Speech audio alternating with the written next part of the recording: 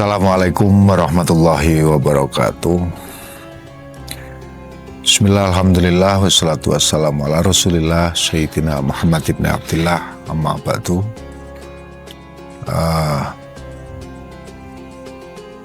Warga Nahdlatul Ulama, khususnya umumnya juga kaum muslimin, warga masyarakat wilayah Kabupaten Trenggalek, sebentar lagi kita akan menyempurnakan ibadah kita dengan menjalankan rukun, yaitu adalah zakat. Tentu ini bagian dari pilar Islam yang sangat penting, utamanya zakat fitrah.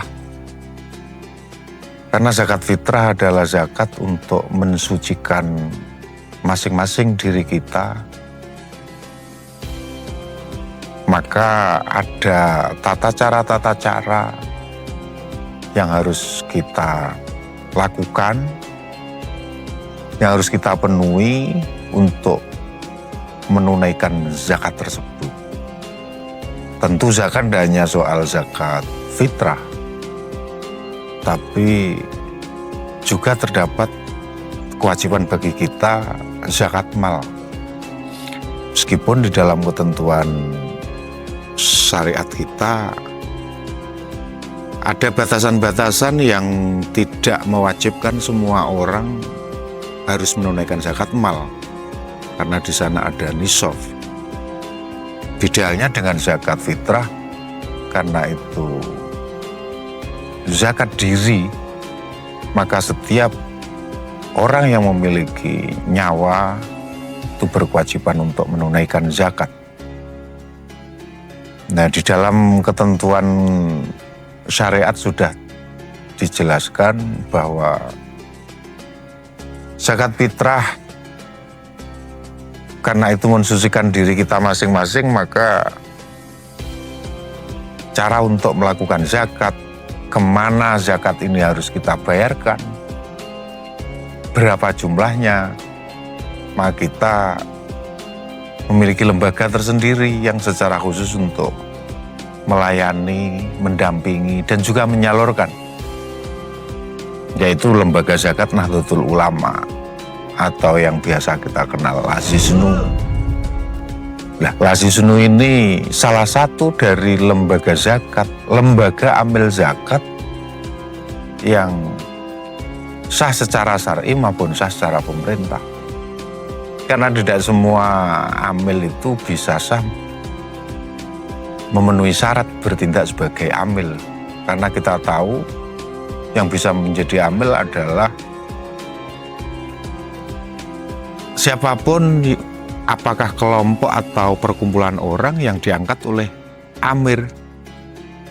Sedangkan amir ini di dalam negara kita adalah presiden. Maka dalam melaksanakan tugasnya, presiden memerintahkan kepada Menteri Agama untuk mengangkat para amil di seluruh Indonesia. Dan tentu Nahdlatul Ulama menjadi bagian dari kelompok yang diangkat itu, sehingga Nahdlatul Ulama melalui Lembaga Zakat Nahdlatul Ulama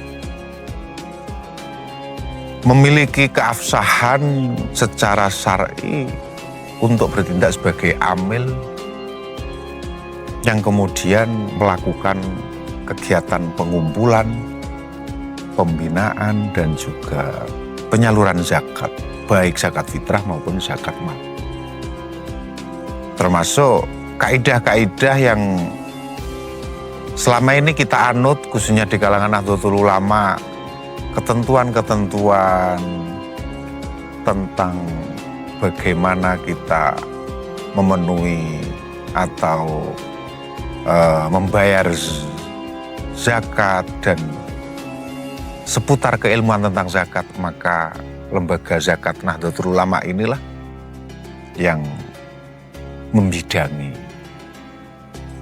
Karena kita tahu batasan untuk membayar zakat itu berdasarkan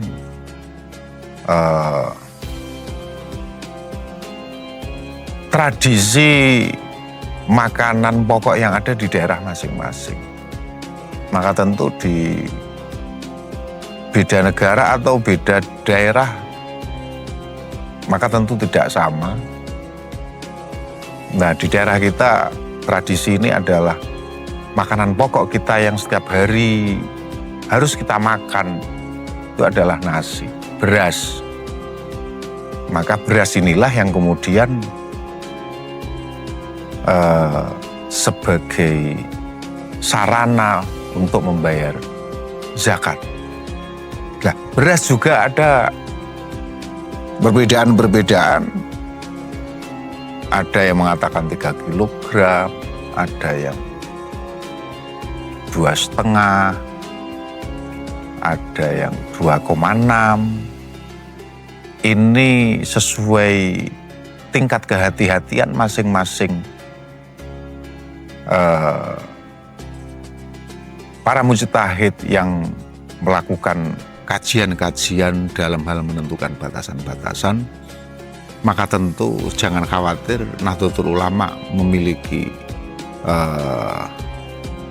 pilihan-pilihan perangkat-perangkat hukum yang kemudian bisa dijadikan rujukan kita sebagai warga NU untuk mengambil mana yang lebih manfaat.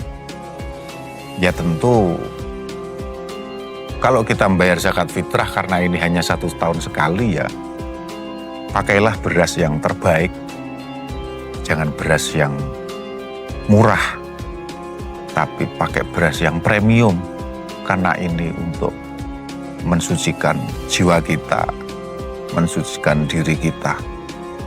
Maka karena ini untuk mensucikan, maka lebih afdolnya beras yang terbaik, biar diri kita benar-benar bisa suci seperti halnya pada saat kita dilahirkan. Benar-benar fitrah. Fitrah zahiran wa batinan, karena telah memenuhi syarat.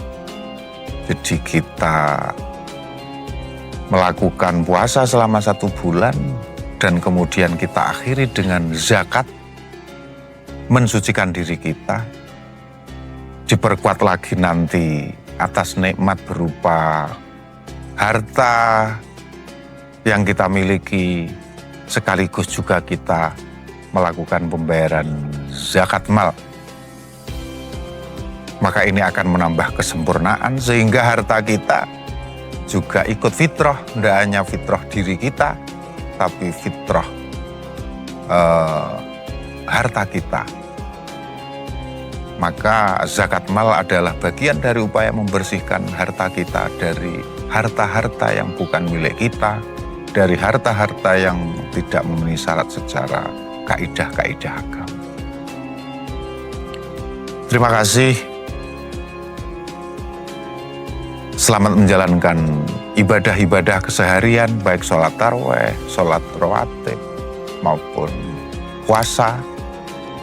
Dan mudah-mudahan kita akan dipertemukan kemenangan pada hari raya Idul Fitri pada tahun ini. Wallahul muwaffiq ila aqwamit thoriq. Wassalamualaikum warahmatullahi wabarakatuh.